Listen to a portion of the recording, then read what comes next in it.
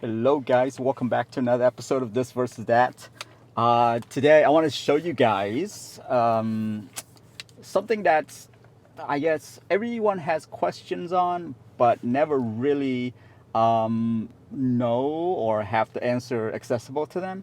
So today I want to talk about memory cards for these cameras right here.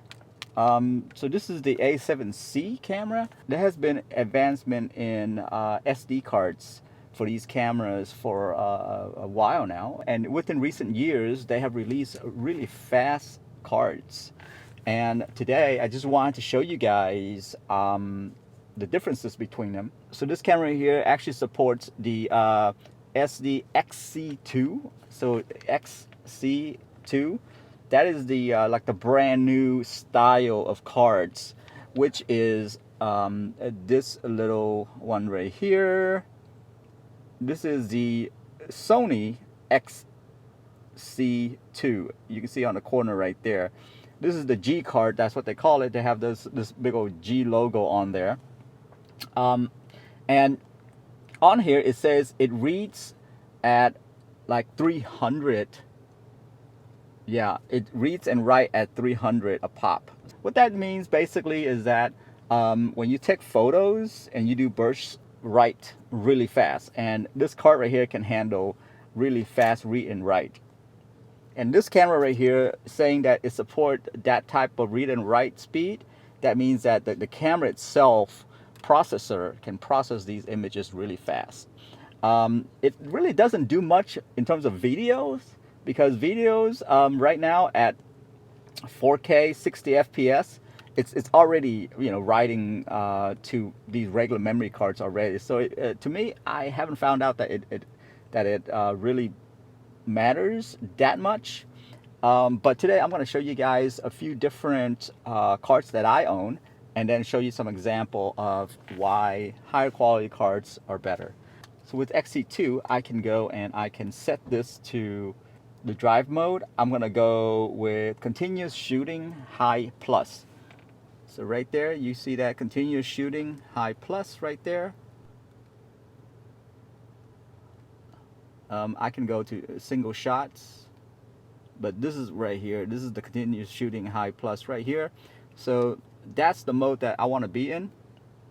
And so just to show you, I'm gonna go ahead and take continuous photo, and I'm just gonna hold this button down.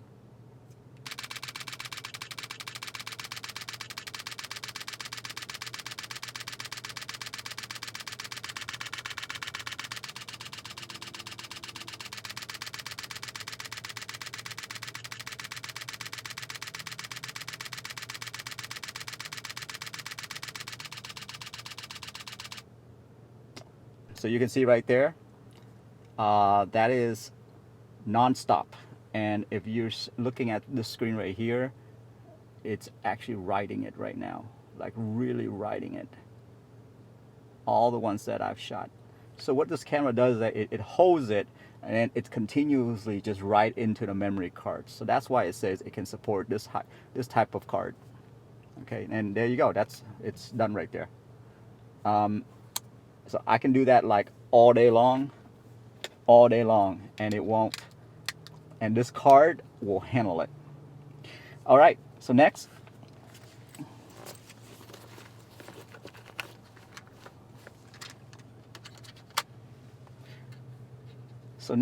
I've got me an Extreme Pro. This is one of the best card on the market to get. This is Extreme Pro 64 gigabyte, 95 megabyte per second. So I'm going to go ahead and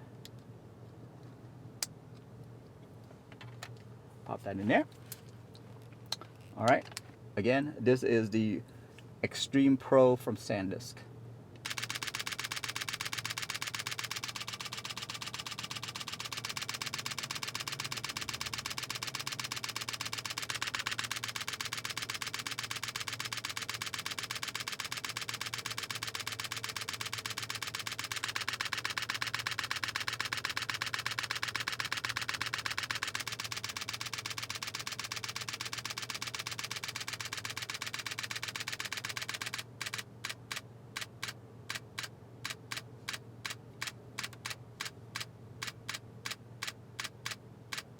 So as you can see right there at the end, it stops, it slows down because it basically can't write anymore. And so it's just going as it's writing into the card, and it unloads some of those other footage.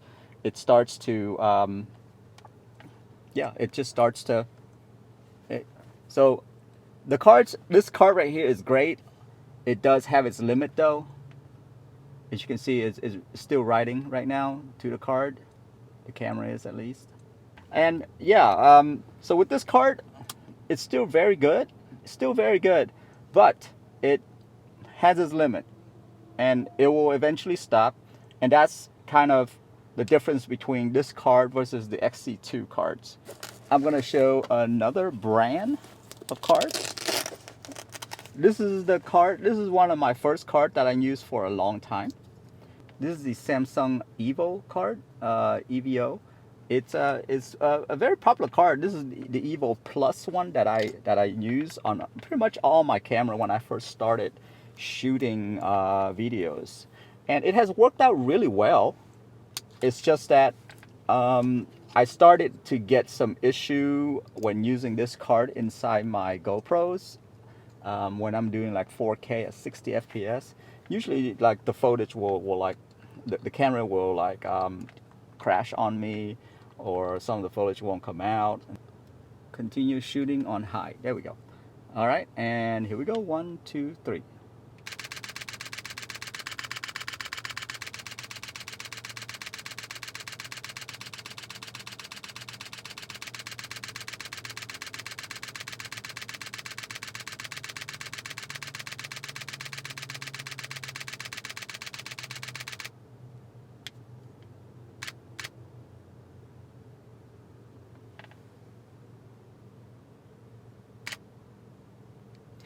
So right there, that is the Samsung Evo. As you can see, it stopped a lot faster than the Extreme Pro that you saw on there. So those are the different grades of the cards. The Samsung is still writing, by the way. It's still writing at 110, 117. Yeah. So it's writing. It's still writing the footage into the card. And obviously, this is a more affordable card. It's just slower. So that's something to consider when you're buying these cameras. If you're doing like photos, and if you're doing like burst mode in that way, you probably want a higher end card.